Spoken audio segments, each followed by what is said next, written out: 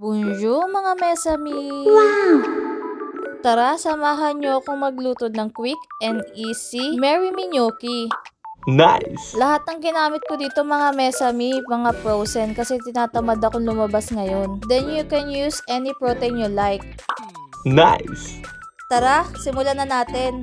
Sa isang kawali, maglagay lang tayo ng mantika. Ang ginamit kong mantika yung galing dun sa may dried tomato. Then magisa na tayo ng sibuyas at bawang. Then pag lumabas na yung fragrance ng sibuyas at bawang, pwede na nating ilagay yung dried tomato at saka yung tomato paste.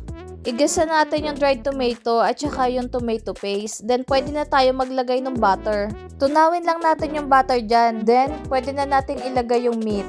After you mix, pwede na nating ilagay yung cream. Naglagay din ako dyan ng milk kasi nakulangan pa ako sa cream. Naubusan na ako ng cream mga mesami eh. Naglagay din ako ng pambansang chocolate tsaka nawasa ng France. Then pwede na nating ilagay yung mga spices natin. Paprika, pepper at saka Italian seasoning.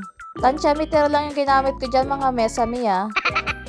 After, haluin lang natin at saka natin pakuluan. Tapos, pwede na rin nating ilagay yung gnocchi natin.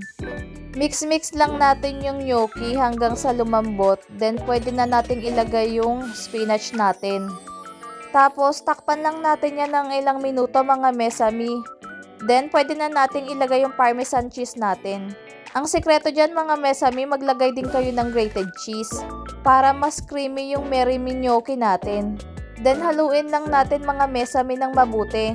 Pag ganyan na mga mesami, okay na yan.